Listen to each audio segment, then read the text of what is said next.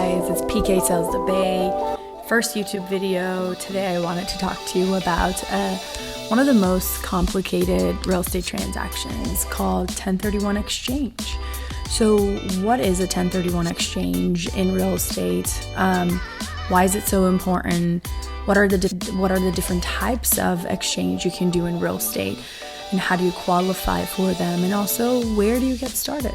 The real estate world, just like any other type of investment, runs on different terms of the Internal Revenue Code. And it all relies on, of course, paying taxes when you make a profit at the end of the transaction. So let's imagine that you purchased or your family purchased a house back in 1995. That property was worth $170,000 when it was purchased. Now it's time for the property to be sold, and the valuation is around $800,000. So as you can imagine, between the initial price that the property was acquired and the $800,000 mark, there's a huge amount of profit or what we call gains that was made throughout the year. So once the property is sold, whatever amount that was the profit made on that real estate transaction will be accordingly taxed by the IRS. So why is the 1031 exchange process very critical and crucial when it comes to real estate investments?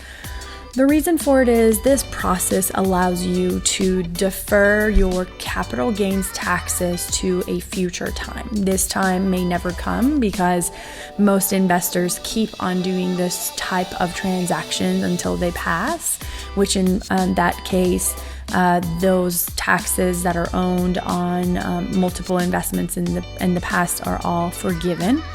If for whatever reason this house needs to be sold and it will no longer be transferred into another like property, then in that case, with very complex calculations, it can calculate on how much taxes an individual investor owns on that property.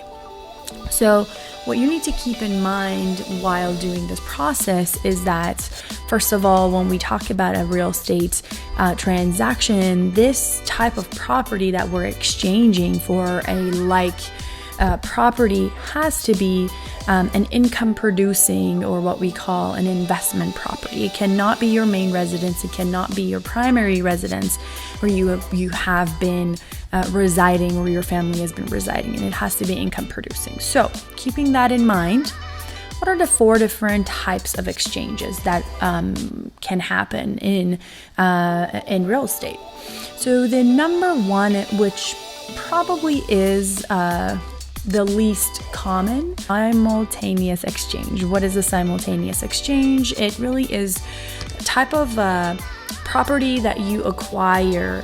The property is on the same day relinquished, as well as new property has been acquired on the same day. So pretty much this is one of the reason why it's very rare is typically the transaction or the exchange happens more in a timely manner rather than an actual literal exchange on the same day. So a scenario where this could very likely happen is that 2 investors have 2 different types of properties and they both would like to exchange it for the other person's investment property. So they plan to both relinquish as well as purchase the other person's property on the same day. So in this example, what we call the simultaneous exchange is qualified.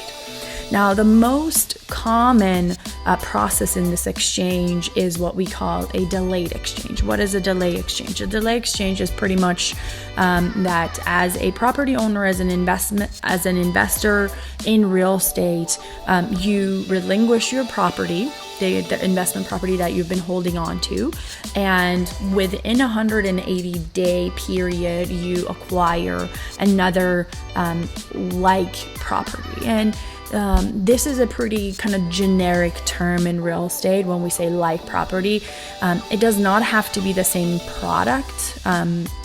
Meaning that if it's a condo investment, you do not have to acquire another condo or in the same state or in the same city. Any of those are too specific, and it's not actually part of the property term. But what we actually mean by that is that it has to be within the US, and it has to be another investment property. It could be a commercial property, it could be multi-unit, it could be a single family, it could be in Texas, it could be in California. They're not very specific about the details, but it does have to be within the United States of America. And then the other one is a reverse exchange. A reverse exchange is probably the most complex of all types of exchanges. What the reverse exchange really means is that the investor is first actually acquiring a property and then selling there. So in the meantime, what happens is that the same investor cannot be on the title for both properties. So what happens is usually your asset exchange company will step in minimum 2 weeks before your new property is acquired. They will be either on the title as a replacement owner for the existing investment property that you own, which you do want to sell immediately after, or the new property that is being acquired will be the pretty much the asset exchange company will be the title holder on that property. So pretty complex, very doable. You do need involvement from the asset exchange company pretty early in the process, at least a minimum 2 weeks before you acquire your new property. But again, the more and the sooner you get them involved in the process, the smoother it's going to go all the way through closing, as well as selling of your existing property. And then the last one, which is probably the most common in the world of actual investors and developers and builders, is the construction and improvement exchange. So this is it allows investors to exchange the proceeds of, again, the exchanged asset to either construct, improve an existing property, or you can even construct it on land, on lots from scratch. But the rule of thumb is that all of the proceeds which were exchanged in the process be used to either build or improve this current project within 180 days. So pretty flexible on what the plan is or how much you're planning on spending. But the only rule is that by 180-day mark, the money has been spent, the profits have been spent, and there's nothing else left from the proceeds in the investor's pocket. Now, the other category where you guys really need to pay attention to is the basic kind of like exchange guidelines, which really have to do with the property qualification, the timeline, and then as well as the what we call the identification rule, and then lastly the tax deferral portion. So property identification or qualification is actually pretty straightforward. As I mentioned, the Internal Revenue Code really identifies that qualified property as any type of property as long as it's within the US.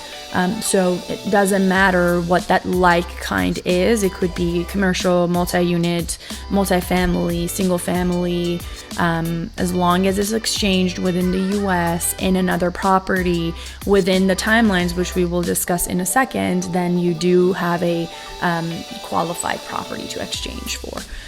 The timelines are pretty strict. So the IRS provides a maximum of 180 days to finalize the exchange. And before we hit the 180-day mark, it starts with 0, which is the day that your existing property, your investment property was sold, close of escrow.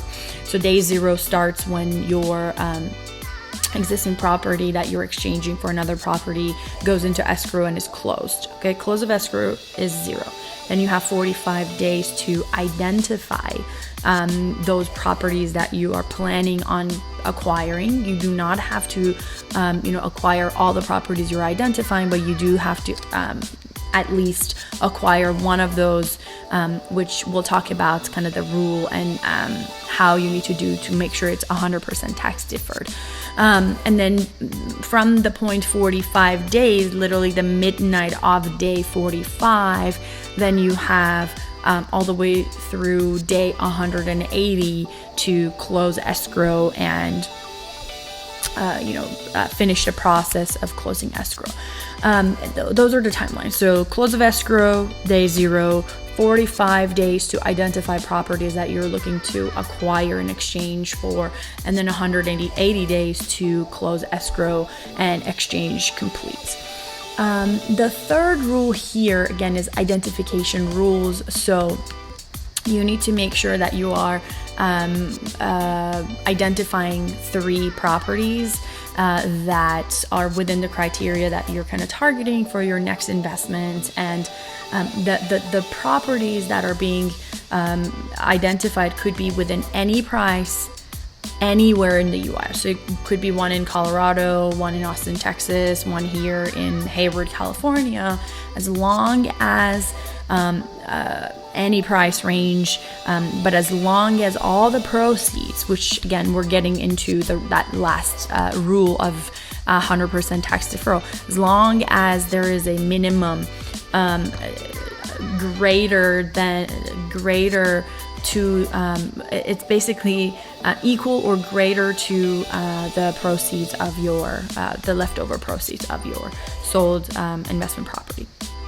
So we go into the 200% rule. This is where still we're kind of identifying, identification rule says that it could either be the 3 properties or it could be a 200% so let's say you are actually looking into 5 different properties.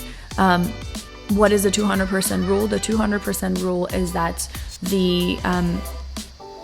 if you put together the valuation of your 5 identified properties together, it cannot exceed 200% of your exchanged amount. Okay? Bear with me for a moment. So let's say that your exchanged funds from the, sale of your previous investment property equals 200%. We're just going to make it really simple. The $200,000 that are right now in your exchanged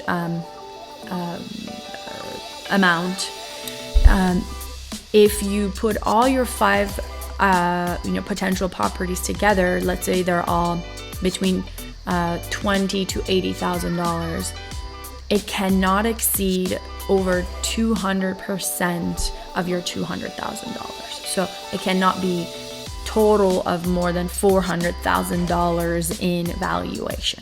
That's basically how it works.